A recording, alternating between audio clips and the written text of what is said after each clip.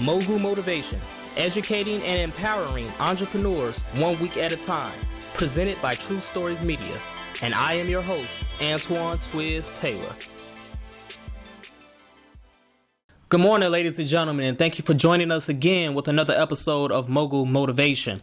I am delighted that you are tuning in right now. If you're tuning in right now, that means you're an entrepreneur struggling to get over that hump.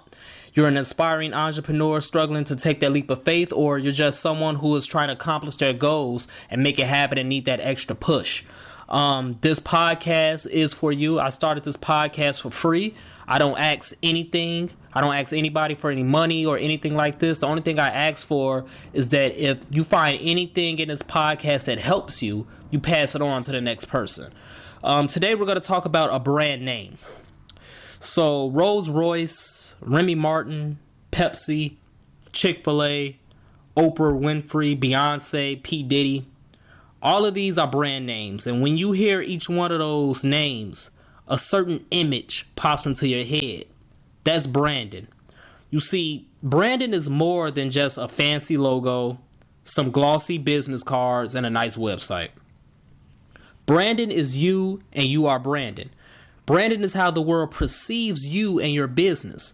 So you have to decide if you want to be viewed as a person of value or a person with no stock. Real entrepreneurs, we have value, we have vision, and we go forward to bring that vision to life. Now, no idea is unique, and nothing new is under the sun. But what is unique is you. No one can execute this idea the way you can. No one can solve problems the way you can. No one can assemble a great team the way you can. No one can sell the way you can. No one can write the way you can. That's your value. And that's your competitive edge every single day as you build your business and strive to accomplish your goals. Don't ever forget it. The fact that you are the only person on this earth that can do things your way. We have to keep that in mind, ladies and gentlemen. That's essential to our personal and business brands. Because although your business will ultimately take on its own identity, in some cases, the reality is your DNA is in your business. Your business gets its DNA from you. You see, your business is your baby. It's going to go in the direction that you steer it. And your brand produces your legacy. And your legacy lives on long after you're gone. See, when you're not in the room, whatever people say about you is a direct reflection of your brand. That's why it's so important how you dress, how you carry yourself, what you post on social media. All of these things come together and reflect who you really are, whether you know it or not. That's why before you press send on any social media outlet, before you put on your clothes, before you open your mouth, you have to ask yourself, will this damage my reputation? If the answer is yes, you might have to reconsider, because it will snowball down to your business, your baby, your dream. Now, I'm not saying you need to worry about what people think of you and do things to appease them. I'm not saying that. But what I am saying is you need to know and you need to worry about how this will affect your business, because we're all in this entrepreneurial journey to build great businesses. You need to worry about how is your personal brand ultimately going to affect your business brand.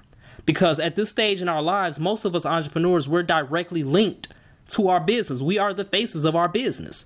When people think of True Stories Media, they think of Antoine Taylor. So we have to understand and realize whatever damage we take on publicly is ultimately going to damage our businesses as well. And this happens all the time, even with Fortune 500 companies. Your brand is sacred and it has to be treated as such. Even if you're not an entrepreneur, your brand in the workplace and everyday life is important. Many traits factor into having a great brand, and they vary from person to person because no one is perfect, and we all have different traits, and there's many different traits that can create a great brand. But I think one of these traits that's a huge part and needs to be a part of everyone's brand is integrity. You have to be a person of great integrity, because once your stock goes down with people, it's very hard to get it back up, if ever. You see, if you say you're going to do something, then you have to do it. If you promise a customer or a client something, you have to deliver. Even if it sets you back a few dollars, you have to deliver. Look at it this way. See, whenever you pay a bill on time, your credit goes up, right? Your credit score goes up. Whenever you miss a payment, your credit score goes down. Whenever you open a new account, your credit score goes up. Whenever you close an account, your credit score goes down or it stays the same. You see, that's how integrity is. Whenever you deliver on your word in business, people are going to trust you more and they're going to refer more people to you. But whenever you don't deliver, they don't trust you. They give you bad reviews. This is how your brand can damage your business. This is why your personal brand and your business brand must always be on point, and you always have to have integrity in both of them. And the last thing I want to mention about branding is the importance of promoting yourself. You see, it's crucial that every day you believe in yourself and you know for a fact that you will succeed. I know it gets hard on this journey. Trust me, I've been going through these same battles for 6 years, and that's far less than most entrepreneurs. I'm still early in my journey. But we have to keep that confidence in ourselves and in our businesses. We have to tell ourselves every morning that we are the best and we can't be stopped. We have to echo thoughts like this in our heads whenever we get down, because the second we step into the world, everything we hear will be contrary to what we believe. And you can't expect others to care about your business and go hard for you when you can't even do it yourself. It's a way you can carry yourself and convey information about the value that you bring without coming off as cocky. It's called the truth. Don't give unsolicited facts about yourself and your business, but if somebody asks you what you do, who you are, you look them straight in the eye, you don't hesitate, and you tell them who you are and what you do. You tell them about your business. You tell them the truth. You keep your head held high. These are facts that you're building. Even if your business isn't worth $1 million yet, you need to act as if it is worth $1 million. That's what you have to do. Muhammad Ali said it best. He said, "I'm the greatest. I said that before I even knew I was." That's confidence. That's not cockiness. That's straight confidence. And that's how you build a brand name. So let's continue to work.